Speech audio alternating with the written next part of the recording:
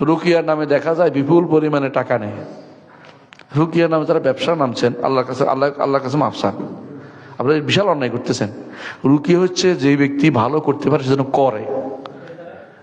রুকিয়া হচ্ছে কি যে ব্যক্তি কারো ভালো করতে পারে সেজন্য করে, হাদিসে আসছে।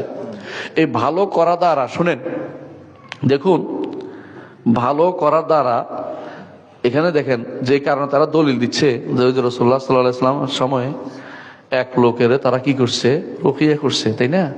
করার পরে ছাগল পাইছে, তাই না? তাই না? রুকিয়া করার আগে কি বলছে? ছাগল দিতে বলছে। কথা বলছেন কিনা? যদি ভালো হয়, যদি তিনি কিছু মনে করে তাহলে দিবে। আর আমরা কি করি? রুকিয়া আগে টাকাটা নিয়ে লই, হারাম। এই টাকা নেওয়া হারাম, জায়েজ নেই। অগ্রিম টাকা নেওয়া জায়েজ নেই। যদি ভালো হয় তখন যদি তিনি কিছু দেয় তখন নিতে পারবে। তাও নির্ধারণ, হ্যাঁ, গিফট নির্ধারণ করে যে 10,000, 20,000, 50,000 যদি ভালো হয়ে যায়।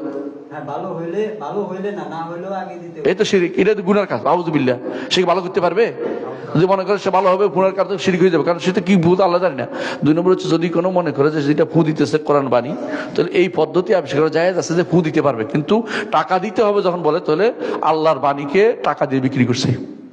বলে কি যে জিন আনছি, হাজিরা দিছি, ওই তো আরো কুফরি করছে, আরো কুফরি করছে। তোরা জিন আনছে করছে কেটা? জিনের কাছে কি গায়েব জানে নাকি? এই জন্য মনে রাখবেন, যারা এই কাজটা করে, এখন যারা এমনকি তারা বেদাতি, যারা এই জিনের ইয়া খুলে ফেলছে, কি খুলে ফেলছে? অফিস খুলে ফেলছে, সেন্টার, রুকিয়া সেন্টার করছে, এটা জায়েজ না, এগুলো হারাম, কোনো সন্দেহ নেই, এগুলো হারাম। আর যারা টাকা নিচ্ছে অগ্রিম, তারা সহজ, মানে মানুষ কি খাচ্ছে? হারাম খাচ্ছে, কোনো সন্দেহ নেই। যদি কেউ ভালো হয়ে যায় রুকিয়ার কারণে, ভালো কাজ, তাহলে সেটা জায়েজ আছে, তার জন্য যা দেয়া তার নিতে জায়েজ আছে। কিন্তু আরেকটা জিনিস, কথা শুনতে থাকেন আপনি, পরে শুনেন, কথা শুনতে থাকেন। আরেকটা জিনিস হচ্ছে, যদি কেউ মনে করে যে এইভাবে আমার কাছে আসুক মানুষ, রুকিয়ার জন্য আমার কাছে মানুষ আসতে থাকুক, তাহলে সে ব্যক্তি পথভ্রষ্ট, এটাও করতে পারবে না। কথা বুঝছেন? আপনি এই জন্য সেন্টার খুলে না খুলে বলেন আমি তো বাসায় আছি, তাও একই অবস্থা।